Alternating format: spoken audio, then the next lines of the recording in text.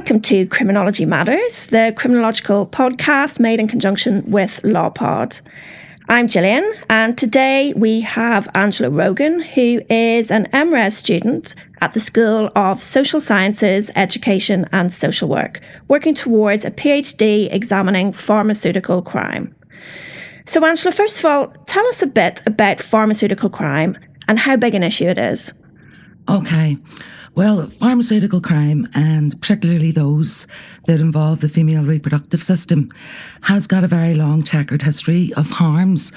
However, it seems to be becoming more and more of an issue at the moment, and this is for a number of reasons. Firstly, what we have is technological innovation, which is outpacing regulatory policies and procedures. But we also have a greater awareness with people and social media, where people are collectively taking action and informing each other of the different issues that they're facing at the moment. Yeah. So what this has done has really brought pharmaceutical crimes into the spotlight, and people are a lot more aware. One of the things that happened last year was the ICIJ, which is the International Consortium of Investigative Journalists, who actually exposed just how big of an issue this was on a global scale, where lots of different patients were experiencing harms due to medicines that weren't under proper regulatory procedures or medical devices that were actually causing a lot of pain and harm, especially to women. Okay. You look at a particular issue within pharmaceutical crime, medical implant harms against female reproductive systems. Could you tell us a bit about that issue and how did you get involved in it? Okay, so the PhD falls within the wider scope of pharmaceutical crime, but it is specifically seeking to understand how women who were implanted with the Essure Device actually used an online Facebook to collectively confront the harms that they experienced and have the device removed from the market. So how I became involved with this type of project was through my own direct experience of having the Essure fitted and understanding a lot of the challenges that these women actually faced in terms of trying to get a diagnosis or trying to get timely medical treatment, or even just seeking legal accountability, or anybody that would actually understand that this is what has happened and take responsibility for that. Okay. So it really arises from your own experiences having to fight the medical industry? Definitely.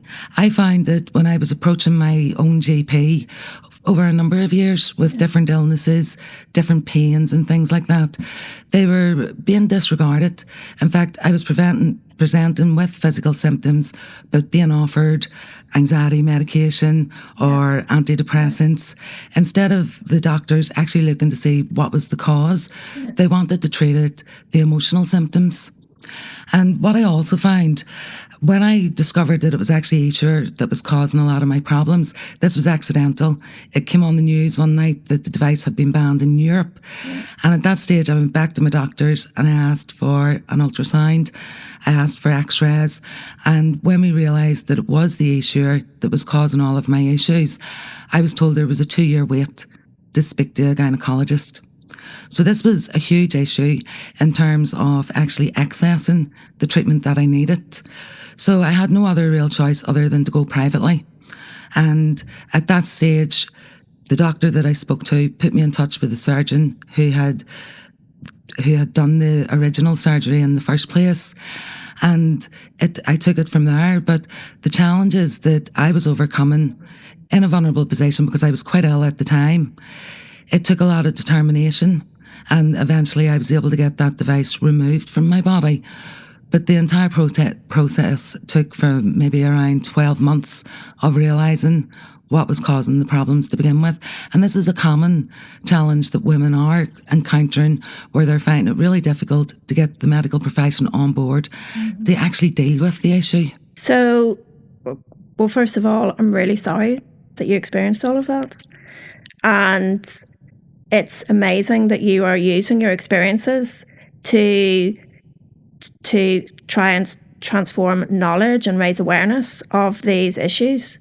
It sounds as if what you're talking about then is that you have these explicit harms physical harms that are enacted upon women by pharmaceutical companies.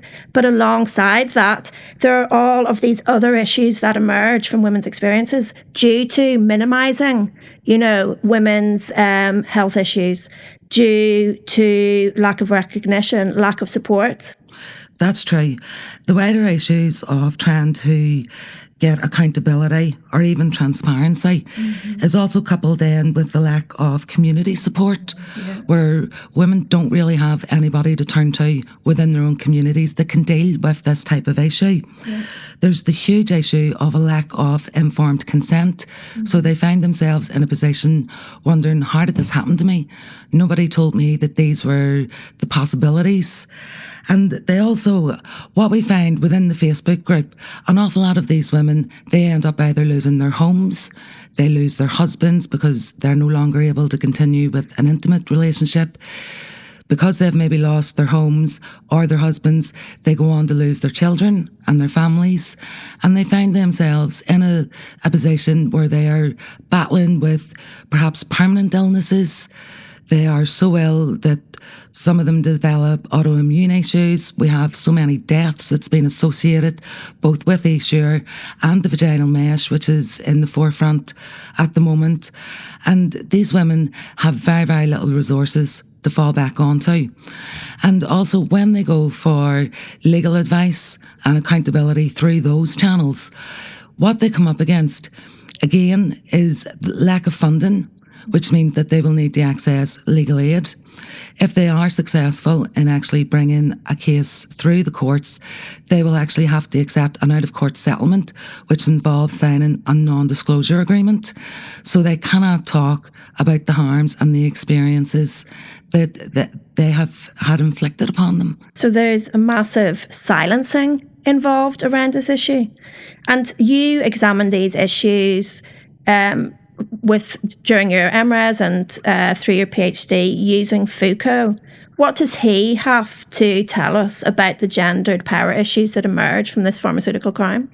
Well, as I have just mentioned, the entire situation can feel incredibly hopeless to anybody who finds themselves in this position. They're outnumbered, they're outpowered, they don't have the community resources, they quite often lose their families.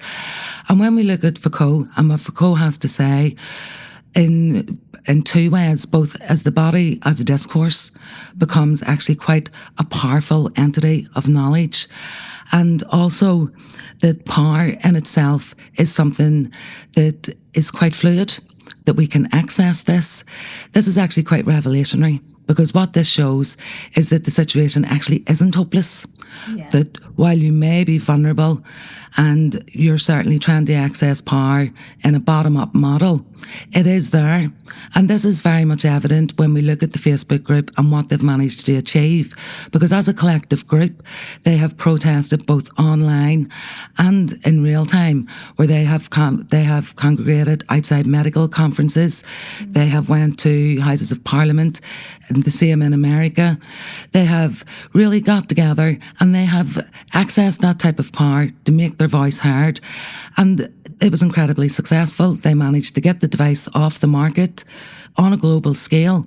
And that is quite an achievement. And I think Foucault can really help understand how that actually happened. Yeah, that's brilliant. It sounds like, as with so many issues, it's not just about creating the knowledge about what the issue is. It's about action after that. It's about activism, because, as always, it is people rising on the streets that actually changes things, that makes power change. That's true. And people will say that knowledge is power. Yeah. But you actually need to have the action accompany the knowledge. It's fine to understand what has happened to you and why it has happened, but it's when you take that next step and you don't want this happening to anybody else, that's where the true power actually lies. Absolutely. So there's been this huge range of social harms created by these gendered pharmaceutical crimes. Do these come under the remit of criminal justice? Have any prosecutions occurred? Or is it more of an industry regulatory response? Well, I would say, in my opinion, that these types of harm really should come under the criminal justice system, but in fact they very rarely do. In the rare instances that they do come before the court, unfortunately what actually happens is the pharmaceutical companies are levied with a huge fine. Now, they are obscene amounts of money, but in fact, in reality, to the pharmaceutical companies, they're simply a drop in the ocean. These pharmaceutical companies are turning over billions of pounds on a monthly basis, and it accrues to such an amount that these fines are considered the price of doing business. And perhaps, as I had said earlier, one of the most unfair elements within seeking legal redress is that women are silenced. And this perpetuates the power that the pharmaceutical companies have. And also then with the women that do actually manage, if we take the likes of America, that they do actually manage to get out of court settlements, quite often that money goes on their medical bills. Now, we are lucky in a sense where we don't have that here in Northern Ireland, where we have the NHS, but we are also suffering huge budget cuts to our health services. And this is one of the reasons why I was told it would be 2 years just to speak to a gynaecologist about actually having the devices removed. As it stands at the moment, we have literally dozens of women who are sitting on waiting lists waiting to have the Essure removed. And we have even more who are waiting to have vaginal mesh removed. It's a travesty. What outcomes do we need to see for women? Well, accountability and transparency would be the immediate things that would spring to mind. But I really think there needs to be a complete overhaul of the entire system in terms of what pharmaceutical companies are allowed to get away with. The fact that these regulatory bodies quite often have people sitting on the boards who come from industry, where there's a huge conflict of interest. And also the medical professionals, they need to start listening to women and take women seriously.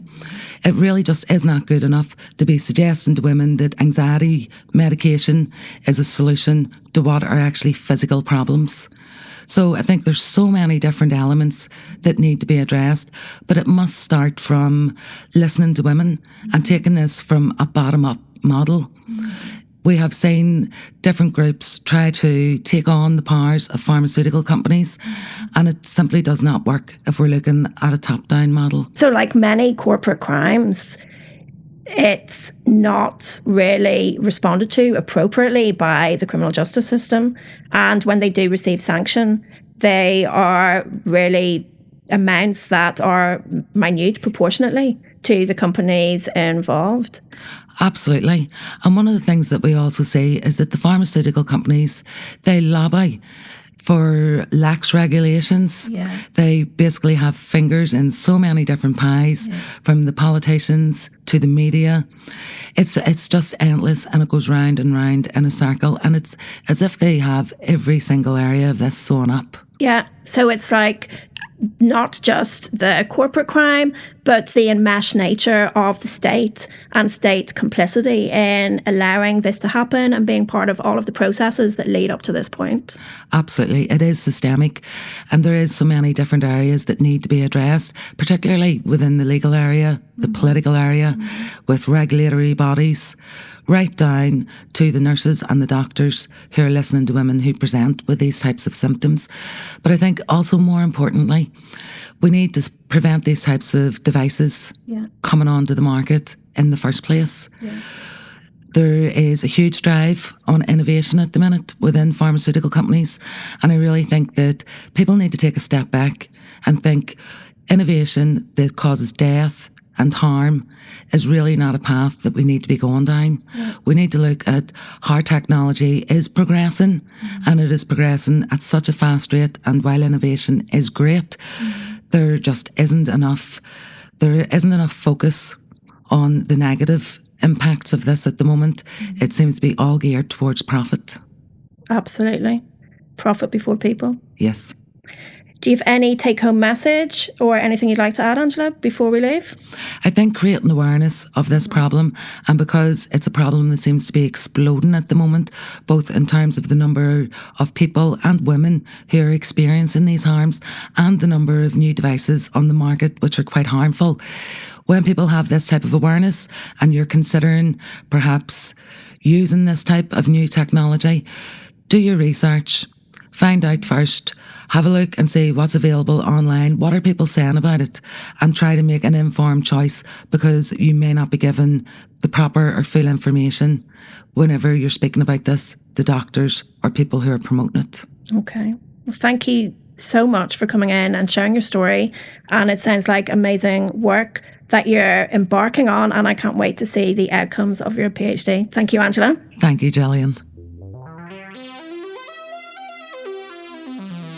Thank you for listening today. You have been listening to Criminology Matters. I'm Gillian, and you can catch the other episodes in our series on lawpod.org, where all our show notes are available.